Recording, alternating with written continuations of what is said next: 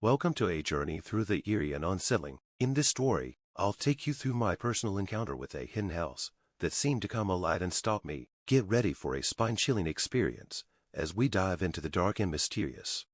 I had always been drawn to the serenity of the forest, where the tall trees and dense foliage promised a reprieve from the chaos of everyday life. One crisp autumn afternoon, while exploring a secluded trail that I had never ventured down before, I stumbled upon something extraordinary. It was a house ancient, concealed, and seemingly untouched by time. The structure was shrouded in ivy and hidden behind a thicket of trees, its once grand architecture now overrun by nature.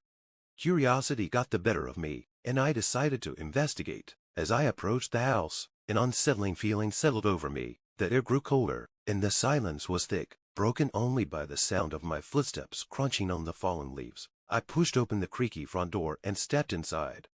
The interior was as decrepit as the exterior, dust-covered furniture, cobwebs in every corner, and faded portraits on the walls. Yet, there was something odd about the atmosphere. It felt as though the house was alive, breathing with a presence that I couldn't quite place. The sense of being watched was overwhelming. I moved cautiously through the rooms, each step echoing in the emptiness. The house seemed to shift around me. Hallways elongated and rooms appeared to rearrange themselves. Every time I thought I was leaving, I found myself back in the same room. It was as if the house itself was playing a cruel game, drawing me deeper into its labyrinthine interior. Then, the true horror began. I started hearing whispers of eerie murmurs that seemed to come from the walls. Shadows flickered at the edge of my vision, and every time I turned, there was nothing there. The house was no longer just a building. It was a living, breathing entity with a mind of its own. Panic set in as I realized I couldn't find my way out. The house seemed to respond to my fear, its presence growing more aggressive. Doors that were once open slammed shut, and the whispers turned into haunting voices that seemed to come from all directions. I ran through the corridors, desperately trying to escape, but the house seemed to close in on me with every step. In one final, desperate attempt, I reached the attic. It was a small, dusty space with a single window that looked out over the forest. As I approached the window, I saw the trees moving in unnatural ways, as if they were trying to reach in and grab me. The house creaked and groaned, its walls vibrating with an almost palpable anger. Just when I thought I would be trapped forever, I noticed a small, hidden door in the corner of the attic. With trembling hands, I managed to open it, revealing a narrow staircase leading down to a hidden basement. I hesitated for a moment but knew I had no other choice. I descended into the darkness, hoping it would lead me to an escape.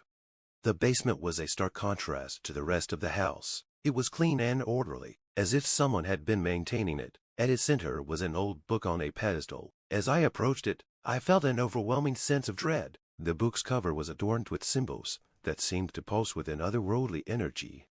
I opened the book, and the words inside seemed to come alive, swirling and shifting on the pages. A sudden gust of wind blew through the basement, extinguishing the light. In that pitch-black darkness, I felt the presence of something malevolent closing in on me. The whispers from before grew louder, and I could sense the house's anger at having its secrets uncovered.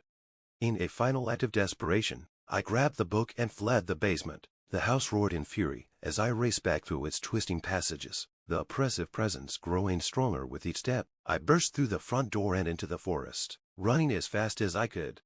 I never looked back. I left the house behind me, and as I reached the safety of the open trail, I could still feel the weight of its malevolent gaze. The experience left me with an unsettling sense of unease that lingers to this day. The house, with its dark, living presence, was a reminder of the things that dwell just beyond our understanding, waiting for someone to uncover their secrets. As I escaped into the forest, my heart pounded, and my breath came in ragged gasps. I could still feel the oppressive weight of the house's presence, as if it was chasing me through the trees. The whispers and shadows seemed to cling to me, even as I left the cursed structure far behind. The forest, once a place of tranquility, now felt like a labyrinth of terror. The trees loomed like dark sentinels, their twisted branches reaching out as if to ensnare me. I stumbled through the underbrush, branches scratching at my skin, the remnants of the house's darkness clinging to me like a shroud. Just when I thought I couldn't go any further, I saw the faint outline of a cabin in the distance. It was an old hunting lodge that I had passed by countless times but never stopped to investigate. I raced towards it, driven by a primal urge to find safety. As I approached, I could see that the cabin was indeed empty and untouched, its windows dark and unwelcoming. I forced the door open and collapsed inside. The cabin was sparsely furnished, but it was a sanctuary compared to the horrors I had just fled. I barricaded the door with furniture and sat by the small fireplace, trying to calm my racing heart. The cabin's solitude was a stark contrast to the malevolent presence of the house. Still, I could not shake the feeling of being watched, even here. As night fell, the silence of the cabin was punctuated by the occasional creak of the old building. The shadows danced eerily in the firelight, and every sound seemed amplified in the stillness. I tried to convince myself that I was safe, that the house was behind me, but the fear of what I had encountered was all-consuming. Then, just before dawn, I heard a soft, almost imperceptible scratching sound coming from the door. My blood ran cold as I realized that the house's influence might not be so easily escaped. I moved cautiously to the door, trying to peer through the small windows, but saw nothing. The scratching continued, growing louder and more insistent. The air in the cabin grew colder, and I could see my breath forming small clouds. With trembling hands, I grabbed a nearby poker from the fireplace and stood ready. The scratching turned into a steady pounding, and I could hear a low, guttural growl on the other side of the door. I knew I had to face whatever was trying to get in. Gathering all my courage, I flung open the door. To my shock, there was nothing but the early morning fog outside. The forest was eerily quiet, and the cabin door stood alone in the gloom. I stepped outside, cautiously scanning my surroundings, but there was no sign of the house or any presence beyond the ordinary.